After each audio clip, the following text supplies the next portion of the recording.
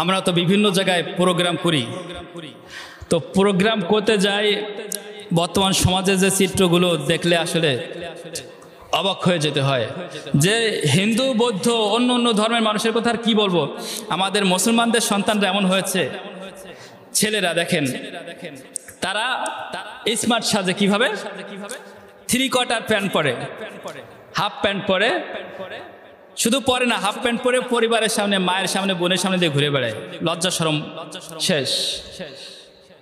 আবার কিছু কিছু পোলাপান আছে, যুবক আছে, প্যান্ট পরে দেখবেন প্যান্ট পরে বসে, তাদের পিছনের পাছা অর্ধেকটা বের হয়ে যায়।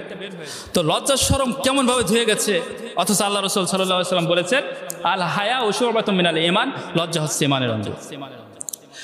এমন একটা অবস্থা, মেয়ে ছেলেদের চলাচল দেখলে বুঝবেন যে সমাজে লজ্জা শরম বলে কিছু নেই। লজ্জা শরম কারোর নেই, ছেলেদেরও নেই, মেয়েদেরও নেই, আমাদের কারোরই নেই। মেয়েদের বাবা হিসেবে আমাদের নেই, মেয়েদের মা হিসেবেও মাদের নেই, কারোরই লজ্জা শরম নেই। আসুন সেই সম্পর্কে, সেই সম্বন্ধে একটা গজল শুনে যাই। লজ্জা শরম নাই রে ওদের, লজ্জা শরম নাই, লজ্জা শরম নাই রে ওদের, লজ্জা শরম নাই, লজ্জা শরম নাই রে ওদের, লজ্জা শরম নাই, লজ্জা শরম নাই রে ওদের, লজ্জা শরম নাই।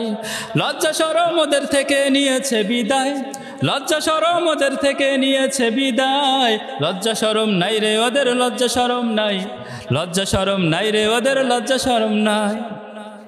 যুবক পোলা পানে দেখো মেয়েদেরই পিছেতে, কেমন করে ঘুরছে ওরা কুকুরেরই হালাতে।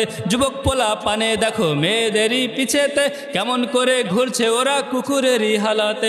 কুকুরের সাথে ওদের তুল্য করা যায়, কুকুরের সাথে ওদের তুল্য করা যায়। লজ্জা শরম নাই রে ওদের, লজ্জা শরম নাই, লজ্জা শরম নাই রে ওদের, লজ্জা শরম নাই, লজ্জা শরম নাই রে ওদের, লজ্জা শরম নাই, লজ্জা শরম নাই রে ওদের, লজ্জা শরম নাই। মেয়েরা ভালো, হ্যাঁ মেয়েরা ভালো।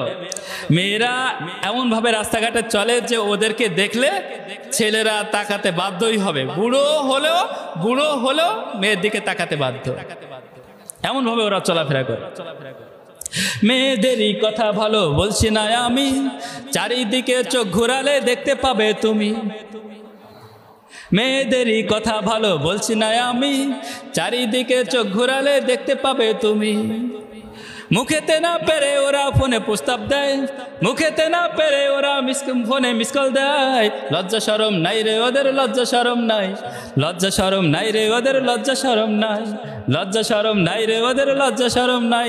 আচ্ছা লজ্জা শরম আছে বলেন, লজ্জা শরম নাই।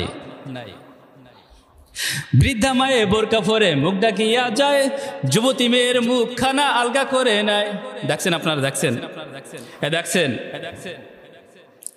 দেখবেন যে বেড়াতে যাচ্ছে, নিজের যুবতী মেয়েটার বুকের পরে ওড়না নাই, মাথায় তো দূরে থাক, বুকের পরেও ওড়না নাই, অথচ তার মা কিংবা তার দাদি, তার নানি পুরো কালো কাপড় দিয়ে ব্যান্ডেজ, হাত মোজা, পা মোজা, মাথা ঢাকা, সব কিছু ঢেকে ব্যান্ডেজ করে নিজে যাচ্ছে।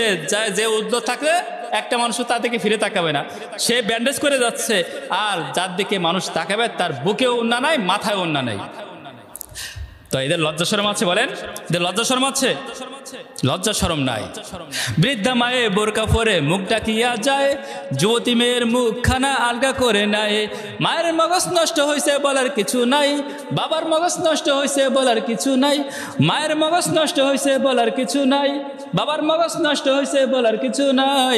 লজ্জা শরম নাই রে ওদের, লজ্জা শরম নাই, লজ্জা শরম নাই রে ওদের, লজ্জা শরম নাই।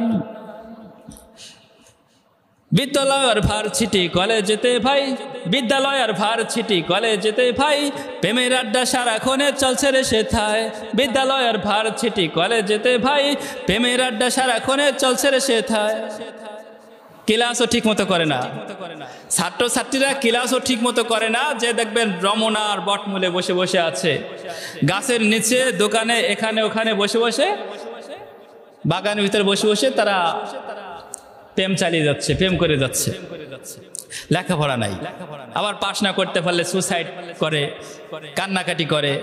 লেখাপড়া করবে না, প্রেম করে বেড়াবে সারা বছর, পাস করার ধান্দা থাকে, ইচ্ছায় থাকে।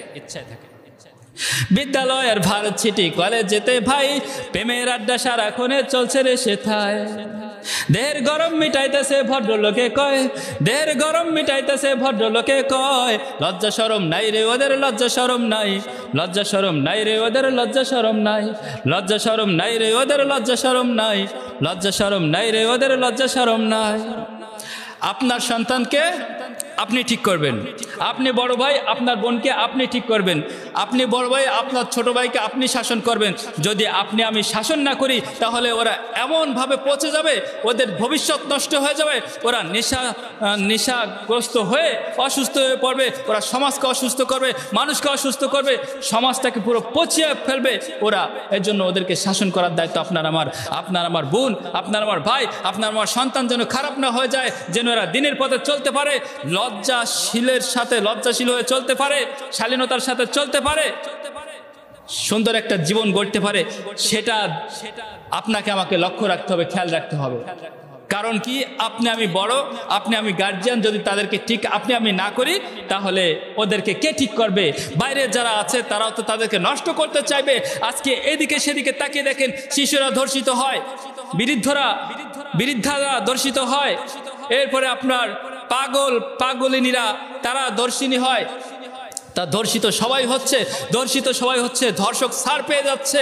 তা ধর্ষক কেন করতে চান্স পাবে, সাহস পাবে? আমরা যদি কঠোর হতাম, আমাদের সন্তানদেরকে যদি আমরা আমাদের আয়ত্তে রাখতাম, দেখভাল করে রাখতাম, যদি তাদের শাসন করতাম, তাহলে তারা বাইরে যেত না। আপনার ছেলেকে যদি আপনি ঠিক করতে পারতেন তাহলে তারাও ধর্ষক হতো না। আপনার মেয়েদেরকে যদি আপনি ভালো রাখতে পারতেন, পর্দার ভিতরে রাখতে পারতেন, আল্লাহর বিধিবিধান পালন করাতে পারতেন, তাহলে তারা খারাপ হতো না, তারাও ধর্ষিত হতো না, তারাও ধর্ষিতা হতো না। এই জন্য দায়ী আপনি আমি। তো আপনি আমি যদি দুনিয়াতে তাদেরকে ঠিক না করি, তাদেরকে যদি দুনিয়াতে ঠিক না করতে পারি, এর জন্য পরকালে আল্লাহর সামনে আমরা জবাব দিতে পারবো না। আল্লাহ তাআলা তাদের জন্য আমাদেরকে জাহান্নামী করে দিবেন। এজন্য আপনার আমার সন্তানকে, আপনার আমার ভাই বোনকে, আমরা যারা বড় আছি আমাদেরকে ঠিক রাখতে হবে। আমাদের সমাজ ঠিক থাকবে, আমাদের এলাকা ঠিক থাকবে। নিজের ভাই ঠিক থাকলে, নিজের সন্তানরা ঠিক থাকলে সমাজ ঠিক, এলাকা ঠিক, সব ঠিক হবে। কিভাবে বুঝলেন যে আমার একার কথা বলছি না, সবার কথা বলছি? সবাই সবার পরিবার ঠিক করলে তাহলে দুনিয়াটাই এমনি সুন্দর হয়ে যাবে।